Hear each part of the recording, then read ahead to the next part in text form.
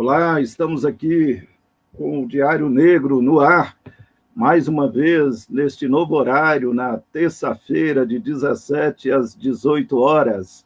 Temos aqui hoje na nossa bancada, como convidada, a professora Penha Brandim, da Unimontes, e temos, é claro, sempre aqui na nossa bancada, o também professor da Unimontes, Ildenilson Meirelles. Hoje o nosso tema é gênero, pele e relações de trabalho, os retrocessos e resistências no Brasil de hoje, não é? No que diz respeito a essas questões. Eu quero, inicialmente, solicitar a Ildenilson que nos coloque aqui suas primeiras palavras sobre o tema e sobre nossa convidada. Bom, vamos lá, boa tarde a todos do Diário Negro, programa que está se desenhando aí, né, como um programa muito especial, como os outros também dentro da TV Matracas.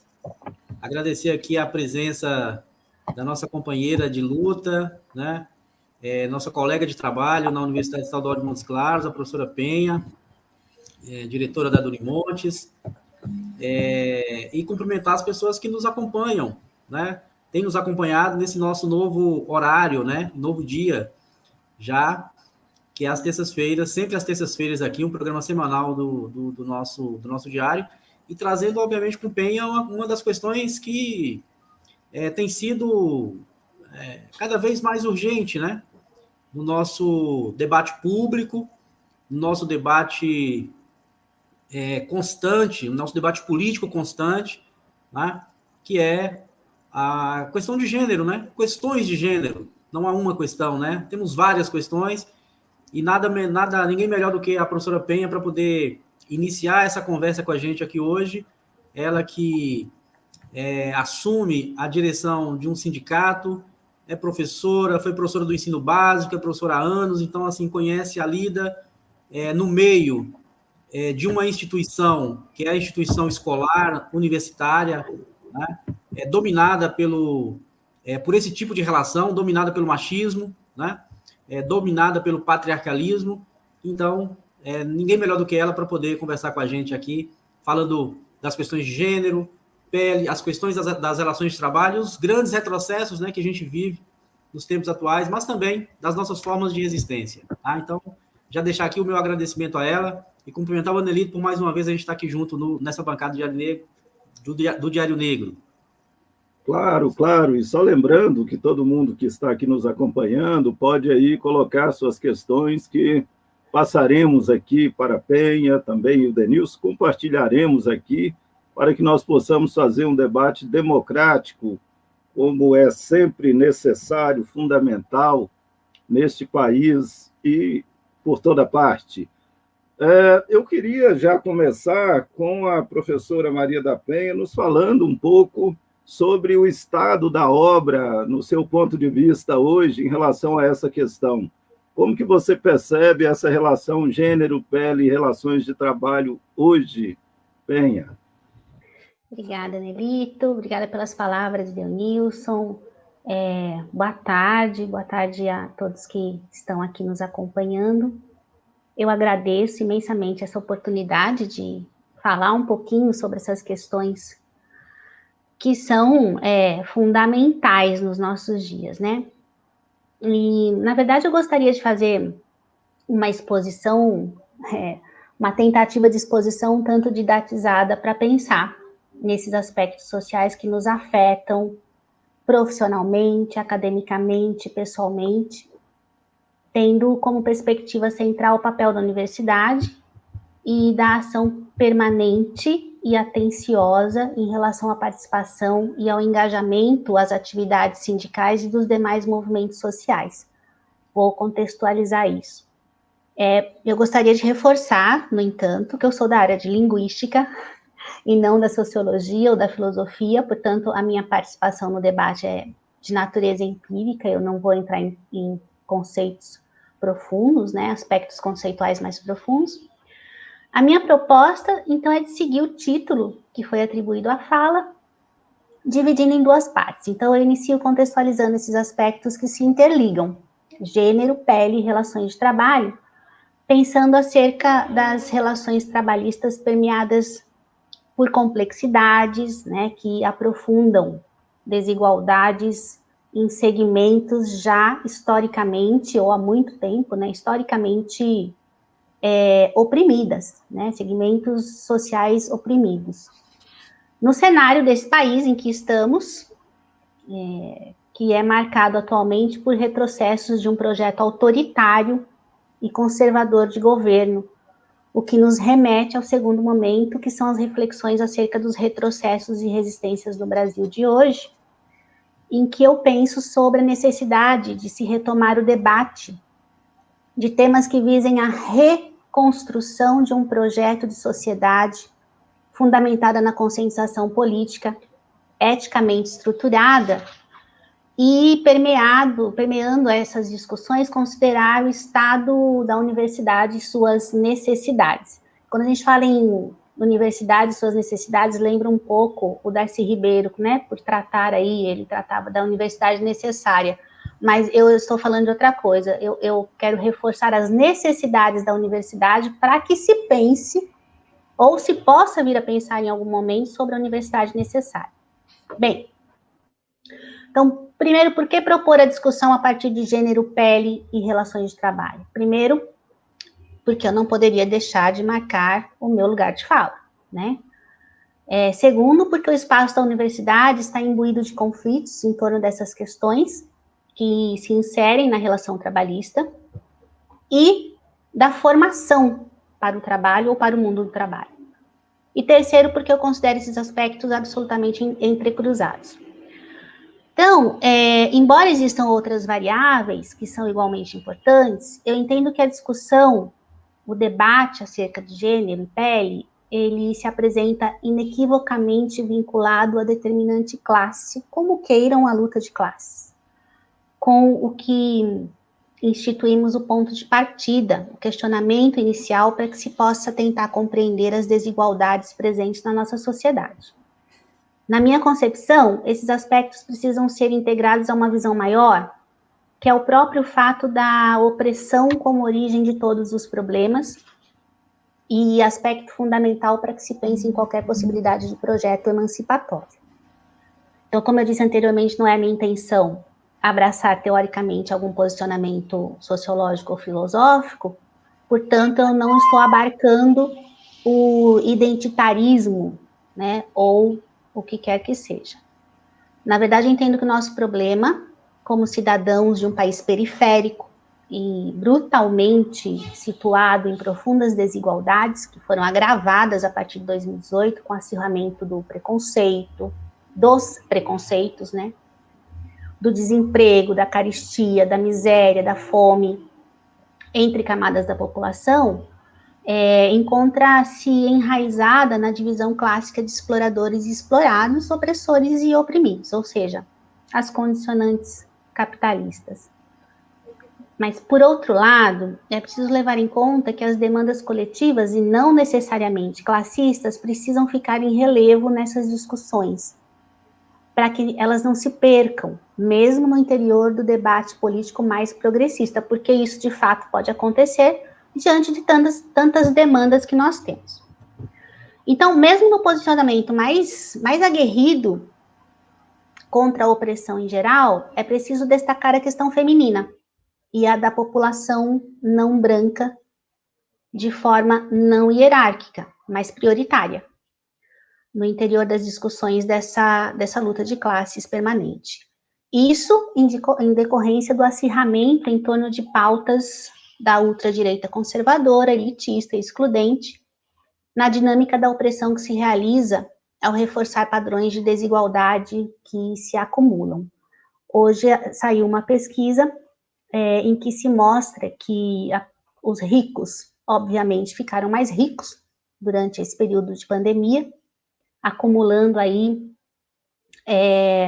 se eu não me engano, mais de 50%, acho que em torno de 52% da riqueza mundial, da renda, né, da renda nacional. Eu entendo, então, que não é possível acolher para uma reflexão honesta apenas a questão da classe social ou da luta de classes, embora compreenda a necessidade primeira de conscientização entre os sujeitos sociais, mas ela não é suficiente, ou seja, considera um fundamento para qualquer estudo ou discussão abarcar a intersecção gênero, raça e classe, como faz, por exemplo, o feminismo negro, entre outros estudos. Resumindo essa contextualização, eu considero a necessidade de abordagens que compreendam o grau de desigualdade em relação à condição das mulheres negras em especial, nas relações de trabalho diante do processo de exploração capitalista. Não estou considerando que o patriarcado antecede o capitalismo, claro, em termos históricos, mas destaco que eles se vinculam fortemente no sistema opressivo, na exploração do trabalho feminino dentro e fora de casa. Por exemplo, né, aí no nosso contexto, no contexto acadêmico, em pesquisa recente, verificou-se que as mulheres pesquisadoras tiveram uma queda. Fernanda, se você puder pôr o primeiro slide que tem aí, seria interessante, senão não tem problema, depois a gente mostra a página, né, que eu trouxe. As mulheres pesquisadoras tiveram uma queda de produtividade em relação aos homens. Esse dado que eu me referi aí, para ver se a Fernanda consegue pôr para a gente, é a página do FMG, que a gente pode ver depois também, né, onde se apresenta um estudo que mostra que editores de revistas perceberam que pesquisadoras mulheres estão submetendo menos artigos desde o início da pandemia de Covid-19. E que no Brasil, a partir de um levantamento realizado pela Parenting Science, que foi realizado entre 4.000 participantes, o estudo revela que apenas 13% das estudantes de pós-graduação que têm filhos, ou seja, as mães de estudantes, estão conseguindo realizar os seus trabalhos nesse período de distanciamento social, que é compulsório, necessário, né, absolutamente necessário, que nós defendemos. A questão é que nós ficamos também sem as escolas, sem as creches, sem ajudantes, né, sem o contato com pessoas que poderiam colaborar com essas mães, mulheres, estudantes, pesquisadoras, enfim. Também existem estudos e discussões, inclusive com a participação da Fiocruz, em relação ao apontamento de que são as mulheres que assumiram os cuidados dos idosos, dos doentes e das pessoas vulneráveis nesse momento de pandemia. Nós temos um estudo também realizado por pesquisadoras, a Lola Ferreira, a Natália Leão e Marília Ferrari. Temos a publicação da pesquisa da Gênero e Número e da Sempre Viva Organização Feminina. Esse estudo revela como a crise sanitária e a necessidade de isolamento acentua desigualdades nas tarefas de cuidado, né, os cuidados que temos aí, os diversos, apontando dados que mostram como o que denominam crise do cuidado. Então, esses dados, né, e aí interligados à questão do acesso à renda e à sobrecarga de trabalho, eles se sobrepõem às mulheres. Inclusive, o estudo apresenta a diferença da sobrecarga entre mulheres brancas e mulheres negras, e adivinhem, as mulheres negras ainda por cima têm uma carga mais pesada. Então, essa situação reforça, mesmo que genericamente, a dimensão do peso do trabalho feminino no âmbito desse processo, que é o processo capitalista, exploratório e opressor. Vale registrar também que as avaliações de desempenho e produtividade, que são tão caras e apreciadas pela meritocracia, não consideram essas diferenças ou outras diferenças históricas para a realização de avaliações, a que somos submetidos constantemente. Faz-se uso da mesma régua na medição final dos resultados dos trabalhos realizados por homens e mulheres, brancos ou não brancos, não importa quem, nos diversos campos de atuação, inclusive no acadêmico. Essa meritocracia, que é um braço do autoritarismo, né? Bem, por isso eu acredito que seja legítimo o pensamento de que qualquer luta que despreze as relações de gênero não é completa e é injusta, porque permite, ou no mínimo, dar margem à exploração ainda maior de um determinado grupo ou camada social. Em relação à pele, eu uso o termo pele porque me incomoda o termo raça. Parece um tanto óbvio, mas vale o registro de que as mulheres negras estariam, portanto, imersas em uma tripla opressão, tal como observado por Gonzalez, uma das fundadoras do movimento negro unificado. Porque as relações de gênero não estariam associados aos conflitos das lutas dos movimentos negros de um modo geral. Brevemente, e a título de referendar esse pensamento, tem alguns dados do IPEA que eu acho importante que nós tomemos ciência, né? Em 2013, os dados relativos à distribuição de renda e de pobreza no Brasil já apresentavam que aí na faixa da população em situação de vulnerabilidade, pobreza e extrema pobreza, essa faixa da população aí se constituía de 57,8% de homens e 59,1% de mulheres. Valendo aí a questão da renda domiciliar inferior a um salário mínimo, na época. Nesse momento, a distância entre mulheres brancas e negras já diferiam, obviamente, bastante. O índice entre as brancas era de 45,9% na condição de pobreza, extrema pobreza ou vulnerabilidade, e entre as negras chega a 70%. Ainda nesse panorama, mais mulheres do que homens se encontram nos estratos mais pobres da população. Então, o último dado sobre renda per capita vai nos mostrar claramente que, sem grandes análises, a diferença que temos em 2019.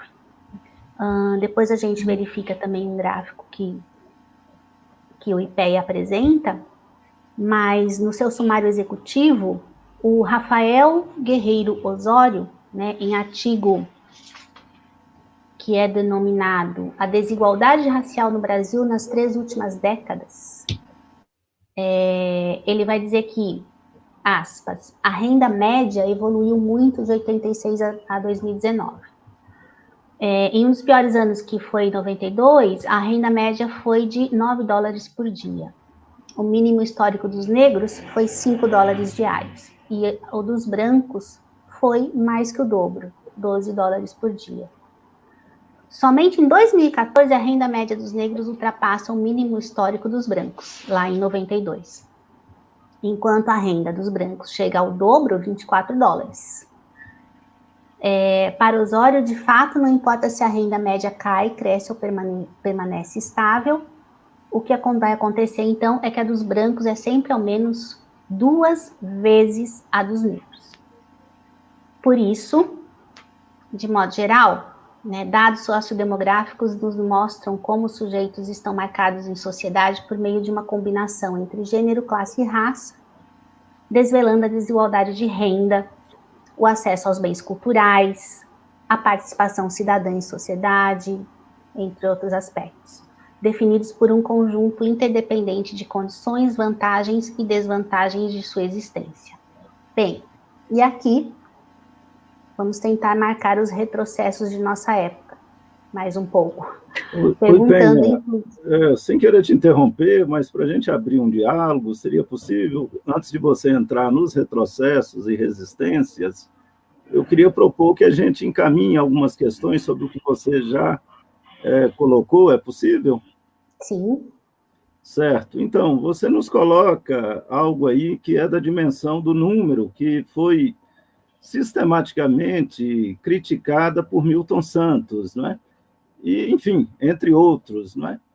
Eu gostaria de te perguntar, para além desses números, a partir da sua experiência, então, de gênero, e da sua experiência, evidentemente, de pele e de relações de trabalho, o que hoje, Penha, você percebe como, digamos que, discurso, e o que você percebe como realidade? o que me leva a colocar essa questão inicial é a seguinte, é que, como você demarcou o seu lugar de fala inicialmente, não é?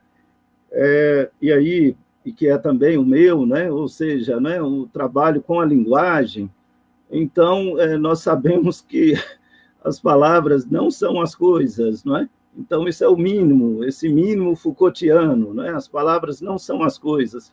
E aí, quando nós vamos para o campo das lutas, não é? Dos movimentos sociais, que, aliás, né, travam uma luta política que é muito coisal, e, nesse sentido, né, é que essa luta dos movimentos sociais acaba por ser incompreendida pelos políticos profissionais, porque eles travam uma luta mais teatral, não é? Eles são bons atores, ao passo que nós, dos movimentos sociais, nós falamos a partir de premências que são premências inadiáveis, evidentemente, né? Premências urgentíssimas, tudo é para ontem, tudo é amarelo e preto e tantas outras cores para nós, né? Não só amarelo, como no trabalho de Emicida, mas, enfim, tudo é para ontem, não é? Então, eu gostaria que você nos trouxesse um pouco da sua experiência de professora. Sabemos que enfim, no sistema educacional, de um modo geral, não é? Nós temos uma reprodução, nos termos de Bourdieu, então, essa reprodução na qual a escola reproduz relações que se passam na sociedade, que são estruturantes até da sociedade, não é? E aí a nossa luta é sempre para que a escola não reproduza meramente essas relações. Quando estamos numa escola situada no Brasil profundo, aí nós temos uma dimensão ainda mais, digamos que, real, de mazelas que são constitutivas da sociedade brasileira, como o autoritarismo. E no norte de Minas, esse autoritarismo na forma do coronelismo. Ou seja, então, queria te convidar, Penha, a nos colocar, te provocar, nos colocar um pouco da sua experiência na prática. Essa questão, então, essa utopia que é tão importante para nós, da interseccionalidade, funciona na prática? O que é para você, não é? Por exemplo, hoje, à frente da Dunimontes, né, como presidente da Dunimontes, o que isso significa, Penha?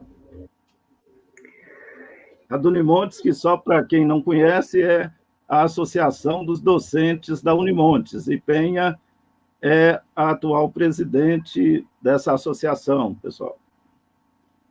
A palavra está com você, Penha. Me desculpe Sim, vamos lá. A digressão. Vamos por partes. Então, acho que a gente tem que retomar essa questão da intersecção, né? O que é, hoje, ser entender-se como oprimido, antes de mais nada, né? A gente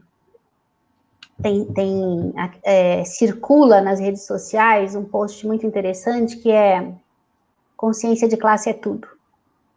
O brasileiro perdeu, acho que perdeu, se um dia conquistou, eu creio que uma boa parcela conquistou, mas perdeu também essa consciência de classe, né? A sua relação com o trabalho, a relação sentir o seu espaço nesse mundo do trabalho, entender que existe uma categoria, que existem categorias, duas categorias fundamentais, que são os opressores e os oprimidos, os exploradores e os explorados, né? E se colocar no lugar da sua classe. Então, esse é um primeiro ponto. Enquanto nós nos identificarmos como uma faixa além disso, né? E aí eu trago até um pouco essa discussão para o nosso nível, né, nível docente. Às vezes o professor ele não se sente classe trabalhadora porque ele é uma categoria da intelectualidade. Isso atrasa os processos e as conquistas que nós precisamos, né? Atrasa a luta. Então, um primeiro passo que eu vejo, um primeiro momento que eu vejo nas relações escolares em geral, vamos chamar assim, né? Pensando aqui na questão do ensino, não importa em qual nível, é nós nos situarmos nessa categoria, na categoria dos trabalhadores.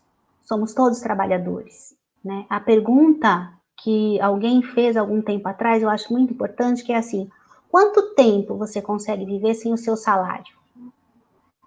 Se você não consegue viver sem o seu salário, você é assalariado, lembre-se disso, coloque-se na categoria dos trabalhadores e precisa, a partir daí, tomar o seu espaço nessa classe. Bom, aí, como eu disse, nós temos as nuances que são muito sutis, mas que são muito profundas ao mesmo tempo. Mulher, né, negros e negras, jovens negros, é uma parcela muito grande na população brasileira. Se a gente pegar o norte de Minas, eu andei olhando os dados, é 54% da população. Então, o brasileiro, ele precisa se entender em sua classe social, ele precisa se entender como periferia do mundo, e ele precisa entender que nós, brasileiros, nós não somos considerados, e nem estatisticamente é possível nos categorizar como brancos.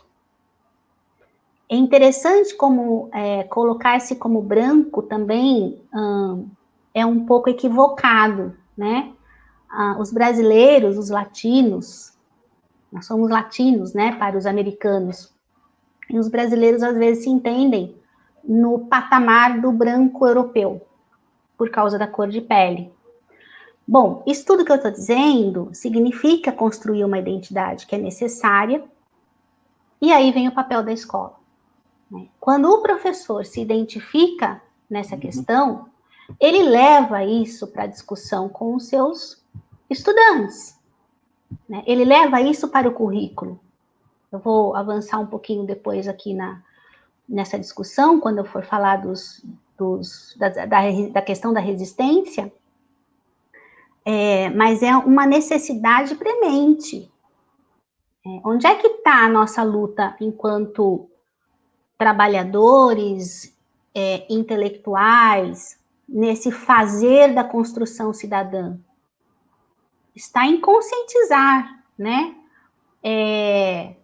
A gente não precisa, não pode ter medo desse rótulo que nos foi imposto de doutrinadores, né? Porque quando a gente trabalha com reflexão, nós não estamos de forma alguma caindo em doutrina, porque se eu vou propiciar reflexão dentro do espaço acadêmico, dentro do espaço escolar, certamente os educandos, eles vão ser capazes, e eles são capazes, e eles têm uma formação familiar também, que se conecta a tudo isso, que vai impedir doutrina, seja ela qual for, né? O que nós temos hoje em dia é justamente uma falta de equilíbrio, né? Nós temos cedido, há algum tempo já, a um vazio, né, de propostas curriculares, né, ou de ações dentro do currículo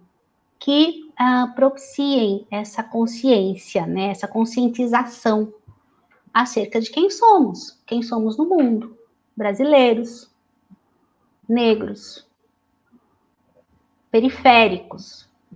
É isso que somos. E pobres, porque não adianta 10% da população concentrar toda a riqueza do país, para a gente falar que o país tem riqueza, é rico. Não. Enquanto nós tivermos a maioria da população pobre, este é um país pobre. Então, bem, aí você falou da minha vivência, né? No espaço escolar, na educação básica, que eu tive uma experiência enorme, eu percebi por muito tempo essa dificuldade entre os docentes, de maneira geral, de se entenderem como classe trabalhadora, né? Eu acho que isso é uma questão do professor se politizar, e aí dentro do espaço, dentro dos estudos, dentro das discussões mais amplas, né, no trabalho pedagógico, isso precisa ser sempre resgatado. Tentei fazer isso, tentei fazer na minha atuação como professora, como coordenadora, como diretora de escola, como supervisora de ensino, e como a pessoa que recebia a comunidade, especialmente, né? Porque o diretor tem esse papel de ser uma pessoa que faz articulação com a comunidade do entorno da escola. Eu traria isso também para a universidade, né? Eu acho que a gestão não pode se furtar esse papel, de estar atenta ao que acontece, né? Qual é a realidade? Em que realidade estamos? Que opção eu faço? Né? Preciso fazer uma opção como instituição. E só tem uma opção na minha perspectiva. Que opção que eu, dentro de uma visão honesta, né, posso fazer nesse país que eu descrevi? A opção por melhorar a vida das pessoas que não estão bem. É isso ou nada. Né? É isso ou é a reprodução do sistema, ou seja, a conivência. Bem, então a minha vivência mostra isso. Dentro do espaço escolar a gente tem limites, claro, né? Ninguém sozinho muda nada, Paulo Freire já nos disse, né? Mas a visão paulo-freireana é essa, tanto da esperança quanto a do movimento, né? Então, sozinho a gente não muda, mas a gente precisa fazer agregar forças. O professor tem essa peculiaridade, né? Se ele conseguir articular, ele reúne forças. Né? Forças para fazer o contraditório das posições conservadoras, preconceituosas. E é a palavra. Embora a palavra não seja a coisa, a palavra ela faz essa mediação, né? Entre o pensamento, entre o que é concreto, entre o desejo. Então, é a força da palavra, é a discussão, é o debate, é a atuação nesse nível. Não sei se eu fugi do que você desejava, Nelito. Acho que o Anelito deu uma... Eu não sei se está... Deu uma congelada. Frisou ali. Bom, mas de qualquer forma eu vou continuar aqui, Penha. Enquanto o Anelito retorna. Oi, Denilson, não sei se eu estou. Eu acho que você está meio congelando aí, Sim, Anelito. o Denilson. Pode falar. Está congelando. Pode prosseguir. Coisas do mundo virtual. Tudo bem. Nessa sua primeira exposição, eu achei interessante algumas coisas que você coloca, assim, algumas coisas mais pontuais, e eu queria retomar uma delas, que é uma inquietação, que é a mesma inquietação que a Fabiana coloca nos comentários, que é justamente acerca dessa sua reserva em relação ao conceito de raça, ou seja, você prefere pele do que raça. Sim, eu queria te ouvir um pouco mais acerca desse argumento, assim, né? O que te faz recusar o uso do termo raça para usar o termo pele, né? Talvez pensando também num desenho talvez um pouco mais inicial, que é esse da força que tem o próprio conceito de raça e o sentido que ele tem para a própria história do negro brasileiro, né? Ou seja, o que se perderia nesse caso, né, em termos de sentido, com o termo raça no seu caso, né? Primeiro essa questão. E uma outra questão que eu acho importante destacar da sua fala é isso, né? Que quando você trata justamente dessa questão da classe, quer dizer, tem no interior desse elemento classe, né? Se nós pegarmos, por exemplo, né, a classe trabalhadora no Brasil, por exemplo, pensando justamente na interseccionalidade, né, você tem, cada vez que você aprofunda ou faz a análise desse Brasil profundo, como disse o Anelito, né, como dizia o Darcy Ribeiro sobre o Brasil profundo, você vai tendo estratos diferentes, né? Quer dizer, se a gente partir para uma análise de gênero no interior da classe trabalhadora brasileira, você tem uma defasagem, né, do trabalho da mulher em relação ao trabalho do homem, por exemplo, né? Se você for avançar ainda mais, você tem uma defasagem do trabalho das pessoas LGBTQIA+, em relação a mulheres e a homens, né? E se a gente aprofundar mais, as mulheres negras, enfim, né? Esse índice negativo de esvaziamento, né? Que não acaba nunca desse ponto de vista, né? Acho importante você tocar nesse ponto, e o fato de que nós, professores universitários, isso é um fenômeno no Brasil, curiosamente, né? Os professores universitários não se sentem classe trabalhadora, né? Eles não se sentem trabalhadores, né? Os intelectuais não são trabalhadores, é uma coisa, para mim, é um fenômeno muito curioso isso, né? Isso, de fato, atrasa um pouco a luta, né? A nossa luta. E aí já engatar uma pergunta para você, que é isso, né? Do ponto de vista da nossa universidade, da universidade brasileira, da universidade no nosso estado, né? O que está, de fato, atrasando a luta, né? O que tem atrasado a nossa luta dos trabalhadores da educação, do ensino básico, ensino superior no estado, né? E essa questão da raça que eu queria que você retomasse um pouco, se fosse possível. Ok. Bom, a questão da pele primeiro, né? Eu adotei o termo pele porque fiquei lendo muita coisa esses tempos em que a gente se ensimesmou, né? Independente do distanciamento social, a gente também teve uma crise existencial muito grande nos últimos tempos, eu acho que todos nós. E aí eu li menos do que eu gostaria, na verdade, porque a gente tem muitas demandas acadêmicas, então a nossa leitura é um pouco mais técnica e tal, mas na produção mesmo de pesquisa eu fiquei pensando nessas questões. A gente retoma a Djamila, retoma Silvio Luiz, o Silvio Almeida, entre outros, e outras leituras, e eu fiquei ponderando, né, o uso da palavra raça a partir mesmo dessa questão do recorte histórico.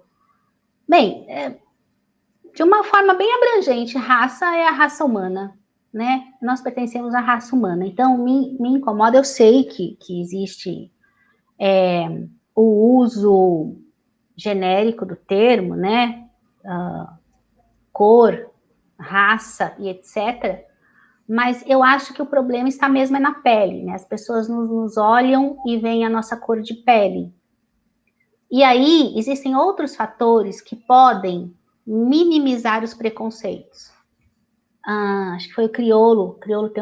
O Criolo fez uma música a partir do Cálice, do Chico Buarque, não sei se vocês conhecem, em que ele retoma, né, essa questão e ele diz, bom, o negro, de forma geral, assim, vou discutir o que ele diz na música, o negro vai sofrer preconceito, o branco vai sofrer preconceito, mas se um dos dois for rico, pode ter uma variação, né? Então a gente tem algumas diferenças aí, né, dentro das diferenças, diversas diferenças, né, uma diversidade de questões que modificam os olhares das pessoas em relação aos seus interlocutores.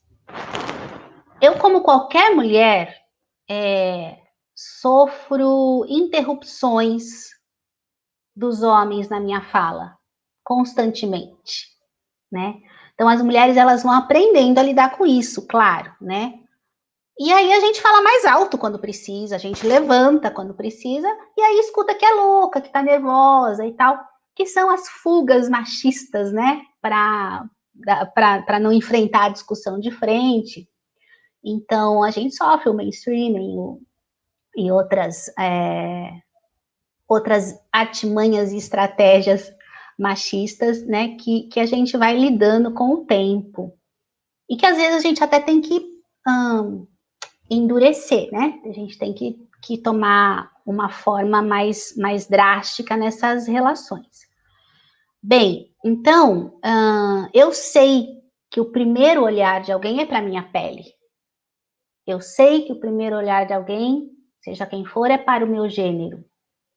Então, quando eu digo pele, tudo, na verdade, a pele até poderia ser um conceito abrangente, né? Porque a gente sente na pele as coisas. Então, quando eu opto por pele, é mesmo por isso, porque é o impacto inicial. É o primeiro contato, é o primeiro olhar, e é o que define para algumas pessoas como é que elas se portarão e aceitarão ou não aquilo que eu tenho a dizer, se vão me ouvir ou não, né? Então está na pele, é exposto, né? Muito exposto. E aí, porque eu realmente me comprometo com a questão de que a raça é a raça humana, né? A gente está na raça humana e o resto é detalhe, que as pessoas precisam compreender. A opção, a orientação, a, a opção de comportamento, a orientação sexual, a forma de enxergar o mundo, ela é tão diversa e por isso é tão bonita, né? Se as pessoas entendessem a grandeza, né? Essas pessoas conservadoras, autoritárias, preconceituosas, se elas entendessem a grandeza disso de fato, né? Eu acho que o mundo seria bem mais gostoso de se viver. Eu acho que eu já perdi um pouquinho o que você falou, Edenilson. Pois aí é, você Penha. falou. Mas pode prosseguir, não estou te interrompendo de forma alguma. Mas O Edenilson, os entraves, né, Edenilson? Os entraves. eu acho que você pode dos entraves, a questão, assim, o que tem atrasado a nossa luta, acho que você pode inclusive aproveitar para poder fazer a exposição da questão dos retrocessos, né? Ok. Bom, então eu dizia que eu queria marcar, né, os retrocessos da nossa época, perguntando, inicialmente, onde nós situaríamos a universidade nesse debate. Então, como eu disse, para mim está em identificar, né, esse trabalho de identificação com o nosso Penha, meio. poderíamos só colocar uma pergunta aqui de uma mulher, aliás, temos várias mulheres aqui, a maioria, não é? Apenas um homem se manifestando, né? Hilton Lima. E aí a mulher, nossa colega, Tida Carvalho, está te perguntando como fica a situação de que as pessoas te enxergam, Penha, como pele branca. Então, Pois é, poderia responder essa pergunta?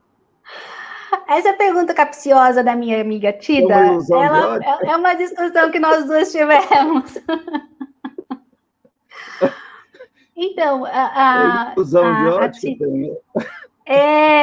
assim, o meu nariz não é o nariz que se espera, o meu cabelo não é o cabelo que se espera, talvez, né? Eu não sei, mas Você se aconteceu já, identifica né? como alguém de pele negra, é isso? Sim, eu me identifico, porque não tem meio Sim, termo você para se mim. Ou enxerga a como gente é branco ou negra. é não branco. Hoje em dia, Anelito, eu tenho uma clareza grande disso. Eu não tinha, não. Eu passei muito tempo da minha vida tentando me entender, né? Claro. Meu pai era um homem de pele clara, né? De família toda de pele clara e etc. E a minha mãe tinha a pele um pouco mais clara que a minha, né? E eu até hoje não descobri muito bem a minha origem, mas o meu pai é que dizia que na família da minha mãe nós tínhamos indígenas. E para você ver o peso, né, que o preconceito é no nosso país, enfim, na sociedade em geral, isso era um fato calado, silenciado na família. Eu hoje associo esse silenciamento, talvez até a uma vergonha que não é a vergonha por pertencer a essa parcela, esse segmento social, mas talvez pela historicidade, né? O que é o envolvimento do branco com o indígena? Que não era passivo, né? Esse mito do amor entre o branco europeu e o indígena é falso. A gente sabe que tem um processo de violência nas relações, né? Claro. Então, talvez passasse por isso, eu ainda não tenho certeza, mas aí eu sou essa pessoa de pele escura, né? Com muito orgulho. E que tem uns traços Não sei, né? Que aí tem uma guerra do colorismo que eu não vou entrar, né? Eu não vou entrar nisso, jamais. Para qualquer país que eu for, vão me olhar. Como eu disse, o primeiro olhar é o que fica, né? Para as pessoas definirem como é que vão se relacionar comigo. Né? Se eu vou ficar no mesmo nível ou não. Então, eu tenho consciência disso hoje mais do que nunca. Bem, o que as pessoas pensam, eu não posso prever e não posso imediatamente mudar sem uma longa discussão e um longo debate. Mas eu hoje me identifico, sim, como uma mulher negra, por que não? Né? Nos negros, né, se a gente pega lá os dados, se eu não me engano, do IBGE já entram assim, os dados da totalização, pardos e negros compõem, né, a porcentagem de negros no país. Então, eu faço essa questão de hoje me identificar, sim, como mulher negra. Os meus documentos eu tô como parda, né, que foram feitos. Minha certidão de nascimento, que foi meu pai que fez, né, que foi lavrar, eu estou como branca. Na minha identidade, no meu RG, eu já entro como parda. Sim, tem uma Então, segunda questão aqui, Penha, essa discussão aí do colorismo, eu acho que eu quero até deixar de lado, porque não é produtiva. Claro, claro. Se o Denilson puder mostrar aí, né, a pergunta encaminhada pela TV Matracas, por que sujeitos brancos não conseguem se identificar a partir da sua branquidão e branquitude pelo viés da raça? Então, é uma pergunta aqui formulada pela produção, né, da TV Matracas para você. Pois é, o que é ser branco? Eu pergunto à TV Matracas. O que é ser branco? É ser um indivíduo de pele clara na raça humana, da raça humana, né? Então, raça branca? Sim, não tem? Sim. Né? Então, é uma pergunta interessante essa que a gente pode, inclusive, oferecer para as pessoas de pele clara. Por que você não é da raça branca, né? Mais do que uma pergunta, acho um comentário fabuloso. Gostei muito. Claro. Penha, então, voltando ao ponto em que o Denilson, né, havia deixado a coisa, a questão aí dos retrocessos, evidentemente você está se referindo, então, aos retrocessos na luta pela emancipação, no âmbito do gênero, da pele e das relações de trabalho. Aí, enfim, se você puder agora abordar, então, essa dimensão dos retrocessos. Sim, aí eu queria, então, contextualizando sempre a universidade, tá, Anelito e Denilson? Lembrando, então, que a gente, eu estava perguntando, né, afinal de contas, que universidade é essa, né, que nós estamos construindo, com qual função?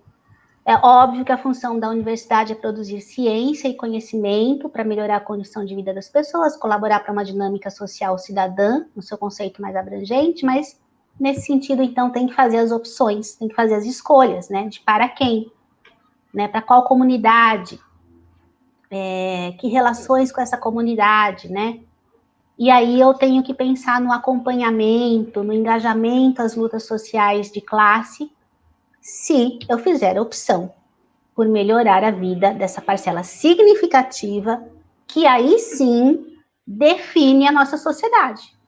Pobre, periférica e preta, em sua maioria. Nós, como universidade, então, precisamos produzir ciência, gerar tecnologia, preparar profissionais nas diversas áreas e garantir a permanência de um quadro, né, de um quadro docente que possa garantir a qualidade desse trabalho e não expulsá-los. Um grande problema que nós temos local e nacionalmente. Essa expulsão, ela se dá de várias formas, né? E aqui eu já estou nos retrocessos. Uma delas é a restrição às pesquisas, como acontece diante das sutis imposições dos órgãos de fomento, como a CAPES, a CNPq, que muitas vezes atende a interesses do capitalismo internacional, ao desprezo pela pesquisa, como acontece em relação à situação atual, em que muitas vezes a carga horária da pesquisa não compõe a carga horária de trabalho remunerado do professor, né? Nós temos muito exemplo disso na nossa universidade, das condições de trabalho a que os docentes são submetidos, inclusive com a retirada de direitos, como tem acontecido na nossa universidade com a questão da dedicação exclusiva, que garante qualidade à universidade, né? Nós estamos pedindo para sermos exclusivos, e a universidade devia ser feliz por isso, né? Ela devia comprar essa briga, encampar essa briga com a gente. Eu quero o meu professor sendo dedicação exclusiva. Nós não estamos conseguindo isso, né? E aí tem a questão da lei de responsabilidade fiscal e etc., que vem cerceando, né, a melhoria e a qualidade dos nossos trabalhos. Isso aí sem considerar os baixos salários, e Denilson, 10 anos sem aumento, é isso, né? Sem reajuste. Isso tudo causa debandada de doutores, né? E nós estamos sentindo tudo isso e vendo tudo isso acontecendo cada vez mais. Quantos estão indo embora? A pesquisa da universidade, ela precisa ser valorizada, ela tem que ser livre e voltada para a realidade, para os problemas, esses problemas todos que eu mencionei, da população, no contexto em que está inserida, e que constitui uma enorme parcela. Essa visão de universidade revolucionária, que prepara os estudantes para mudar o mundo, precisa ser desenvolvida, né? Essa visão, essa perspectiva precisa ser desenvolvida entre os docentes e estudantes. Nós temos enfrentado todos os dias os ataques sucessivos e sistemáticos que nos obrigam à postura de defesa da universidade, porque os adversários da educação e da cultura, eles sabem que nós podemos modificar áreas estratégicas de forma muito profunda. Com esse debate que eu disse, né, na pergunta que foi realizada aí anteriormente, com esse papel conscientizador, de debate, de reflexão, etc. E aí a gente está voltado mesmo para a emancipação social, política e econômica. Bom, o que eles fazem? Reforçam os processos burocráticos, coercitivos, impõem a vigilância e o regime de ameaça constante, com esses toques e requintes sutis de crueldade, né, por meio de estratégias como a sobrecarga de trabalho, os relatórios infinitos, uma pseudo-valorização de um academicismo vazio que aposta na produção e reprodução, principalmente na reprodução de parcelas de conhecimento, apostando na exigência de publicações que acabam sendo pouco relevantes, às vezes, mas que visam o Lattes, o Qualis, né? Muitas vezes só para manter aí um padrão de produtividade que a gente acaba sendo engolido por questões de sobrevivência nas relações profissionais. De forma geral, eu entendo que nós precisamos ter clareza do momento em que nos encontramos, que é o da luta de classe, sim, que necessita de uma radicalidade política, sim, no seu melhor sentido, né, que é o de ir à raiz, sem resignações. Tem uma coisa que me incomoda demais, que é ouvir, é assim mesmo, sempre foi assim. Aqui é assim, dói mais ainda, né? Essas coisas doem demais, a gente não pode se deixar no chão dessa maneira, né? A gente precisa se levantar. Precisamos ser oposição ao que está retratado nas diversas pesquisas sociais apresentadas, nos noticiários jornalísticos, na nossa experiência diária de vida. E quem não se deu conta ainda precisa despertar. E precisa ouvir, né? A gente está ouvindo pouco, eu acho. Sim. Eu entendo, Anelito, que só tem um caminho relevante para a universidade que se entende como espaço de revolução, aí chegando na última parte da minha proposta, para fazer o fechamento. Se você quiser trazer alguma pergunta. Claro. É que tem perguntas aqui que eu não gostaria de deixar de te passar. O Denilson pode mostrar aí a pergunta de Fabiana Leite. Penha, será que você poderia falar do fato de que as políticas públicas, como as cotas, têm reproduzido a exclusão de pessoas negras de pele escura? Não é? Então, Fabiana é bem aqui, enfática, né? Pessoas negras de pele escura. E aí Tida Carvalho, novamente, perguntando, e os daqui e os de fora? Na letras é assim, enfim, perguntando e, evidentemente, comentando. Cai E naqueles você problemas, né? Não tem daqui de fora, tá todo mundo aqui, né? Tá todo mundo trabalhando aqui, nós somos daqui. Eu reforço muito isso nas minhas falas. Não vem me tirando, não, eu sou daqui e vou ficar, né? Então, a gente precisa falar isso, Tida. Não tem de fora quem está em outra universidade. Tem uma coisa aí, tem uma coisa aí nessa fala nessa questão da Tida que ela é muito curiosa, né? É porque tem uns daqui que também são de fora. Tem uns daqui que não são daqui, né? Então, assim, quando alguém diz assim, olha, os daqui, né? Eles estão dizendo também para os daqui que são de fora, né? Que tem que ser de fora, tem que ficar de fora dos processos, né? Pois O daqui e o de fora não agrega nada, não ajuda em nada e atrasa a luta de todo mundo. Porque quando eles dizem, na verdade, quando eles dizem né, os daqui, é uma demarcação, ela é uma demarcação localizada, né? Uma demarcação geográfica, ou seja, nós somos donos disso aqui, né? E ao mesmo tempo é uma demarcação central, né? É isso mesmo. Acho que deu uma falha no som do Anelito. Acho que sim. Aí eu vou falando aqui, Vamos lá, a Fabiana, se ela puder me ajudar, porque essa sua pergunta aí, eu não sei se eu acompanhei muito bem. O que eu li até então foi essa questão das cotas que eu defendo, né? Mas eu não defendo como uma política eterna, né? O que são as cotas? A gente tem uma questão que é uma desigualdade profunda e histórica, né? Como eu falei lá no início. As cotas, elas vêm para garantir uma certa equidade, né? Não se trata os diferentes de forma igual. Nós precisamos tratar os diferentes de forma diferente, né? O exemplo da maçã clássico, né? Eu tô com fome, você tá com fome. Eu tomei café da manhã, você não tomou café da manhã nem almoçou. Eu tenho 2 maçãs, 3 maçãs, dou uma para quem comeu e dou 2 para quem não comeu nada o dia inteiro. Isso é equidade. Então, as cotas, elas funcionam, grosso modo, funcionam para mim dessa maneira, né? Então, os resultados que eu tenho conhecimento, me desculpe se eu estiver equivocada, como eu disse, eu não sou ali, né, das áreas que estão mais a fundo nessa discussão.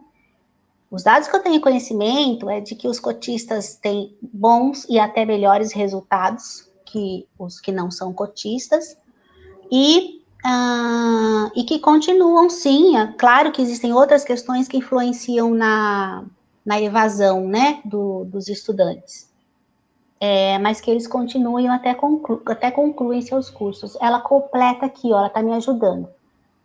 Me refiro, por exemplo, às fraudes, e a replicação do espelhamento do racismo de acordo com a branquitude. Pois tem algumas coisas que a gente, essas discussões, né, que existem aí das fraudes e tal, existem pessoas e pessoas, caráter é caráter, então não dá para a gente jogar a água, como é que é? A criança junto com a água do banho, né? Não é porque existem pessoas corruptas que eu anulo toda uma política que é importante. E como eu disse, eu acredito no caráter passageiro das cotas, tanto para a questão de cor de pele, quanto para a questão dos estudantes oriundos de escola pública, como uma forma de sanar um problema, enquanto precisa se construir, aí sim, né, uma base sólida em relação a outros processos sociais e escolares, na educação básica, por exemplo, para que todo mundo realmente possa ali ter acesso ao que quer que seja de forma democrática. De qualquer maneira, o que a gente precisa é ter vaga na universidade para todo mundo, né? A questão de não ter vaga é um problema maior do que qualquer outro. O estudante deveria sair da educação básica com acesso garantido à universidade, caso ele queira. É isso. Se a gente for pensar, não tem vaga, tem que disputar a vaga, o problema é a disputa da vaga. É aí que reside o problema. Né? Tem que ter universidade pública, democrática, gratuita e laica para todos. Essa que é a minha perspectiva. Tá Excelente, bem? Penha. Nós estamos chegando ao fim aqui, Penha, da nossa edição de hoje do Diário Negro. Eu quero, antes de mais nada, agradecer a você por estar aqui, por participar deste programa, dizer que esperamos, né, que você volte outras vezes, não é? Sua participação é muito importante para compreendermos aí questões como esta e outras tantas, não é? Que estão aí nos afligindo por toda parte. Eu quero passar para o Denilson Meirelles e depois para você fazerem as considerações finais. O Denilson. Muito bem. Bom, agradecer imensamente aqui a nossa colega Penha, pelas belíssimas questões que traz aqui para a discussão, pelas provocações.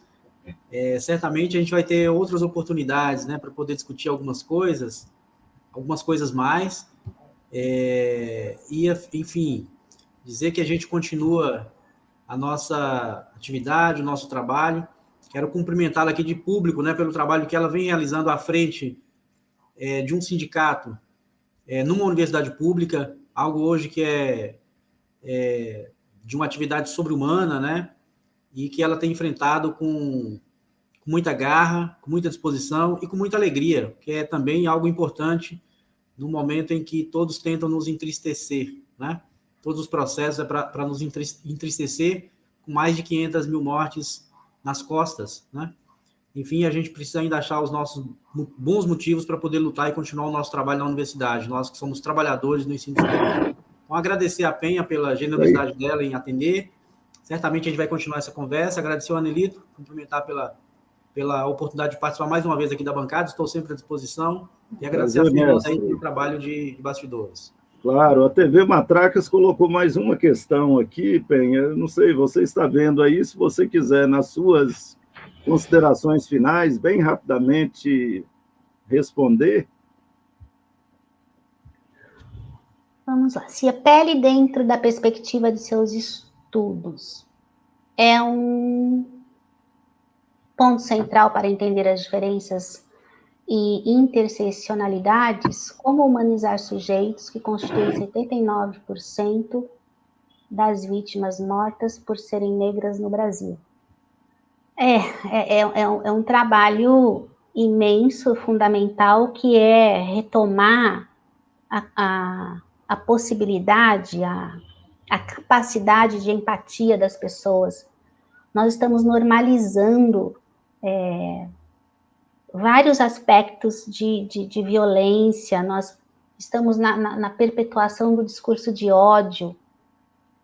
Nós temos um poder estabelecido nesse país, e no mundo parece que a coisa começou a mudar, graças a Deus, mas ainda temos em vários lugares também, que veio com uma força, vou usar uma expressão que não é uma expressão de sobrenatural, nem de nenhum outro cunho espiritual, é na sua essência mesmo, veio com uma força maligna, né? Um desejo, um afrontamento, né? Uma vontade de bater, né? A gente vê algumas falas que são como socos, né? Algumas pessoas têm vieram, se colocaram no mundo de repente dessa maneira. Eu não sei em que momento nós conseguimos, nós deixamos a porta aberta e isso aconteceu. Então a gente tem um trabalho muito forte, muito longo, muito pesado pela frente, com a nossa juventude, com as pessoas que estão ao nosso redor, para voltar, né, a ter esperança e para deixar esse discurso horroroso de ódio para trás.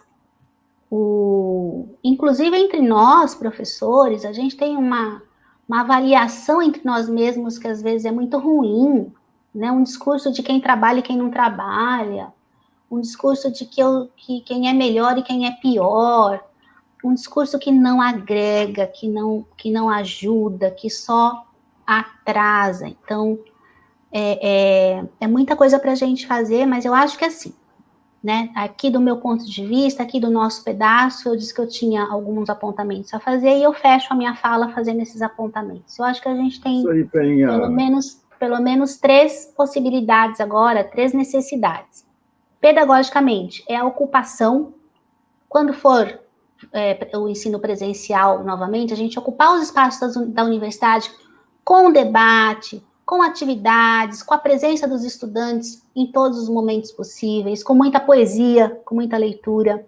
Ocupar o currículo, né, trazendo esses temas e outros, discutindo o mundo real. Do ponto de vista da atuação docente e discente, é a ressurreição do engajamento sindical, da participação nos movimentos estudantis, e dizendo não, né, aos posicionamentos autoritários, né? Tem um movimento autoritário, Anelito, que está muito premente, que você deve estar sentindo tanto quanto eu e o Denilson, que é um discurso autoritário e um autodiscurso que diz que a gente é responsável por algumas coisas que nós não somos, que nós temos que resolver algumas coisas que nós não temos que resolver, que nós temos que apontar, né? Ultimamente é o discurso da evasão, atribuindo-se a evasão dos estudantes aos professores, nesse momento de pandemia. Né? É uma falta de clareza absurda numa universidade como a nossa, que falta, que carece de tantas coisas, que tantas coisas a gente precisa lutar para conseguir, como, por exemplo, a residência estudantil, né? Isso não cabe, isso não ajuda, né? Isso não dá bons frutos. Nós precisamos, sim, realizar a reconexão com os movimentos sociais, realizar o debate de ideias, lutar contra a desgraça, perdão pela palavra, a desgraça do negacionismo, do anticientificismo, do autoritarismo e transformar a indignação em luta, né? Que a gente viu aí no 19 de junho, aquela faixa linda que a Mônica Martelli estendeu, né? Por exemplo. Isso, eu agradeço imensamente, desculpem ter abusado do tempo. Obrigada pelas perguntas, obrigada pela oportunidade de estar aqui com vocês, que foi maravilhoso. Sim, obrigado, Penha, mais uma vez, obrigado, Denilson, obrigado a todo mundo aqui que acompanhou o nosso Diário Negro hoje, e como está aqui, não é, já inscrito, inscreva-se em nosso canal, não é, no YouTube. Este é um espaço aberto, é um espaço crítico, não há nenhuma intenção aqui de incorrer em toda, digamos que a limitação, a parcialidade que caracteriza tanto hoje, não é, a internet e os meios, né, de comunicação em geral, lamentavelmente, não é? Então, você está convidada e convidado a participar conosco aqui do Diário Negro, toda terça-feira, de 17 às 18 horas. Já estamos com 7 minutos, né, a mais aí de atraso, mas por uma boa causa. A fala lúcida, crítica da professora Maria da Penha. Muito obrigado, pessoal. Um grande abraço. Abraço. Abraço, gente. Muito obrigada.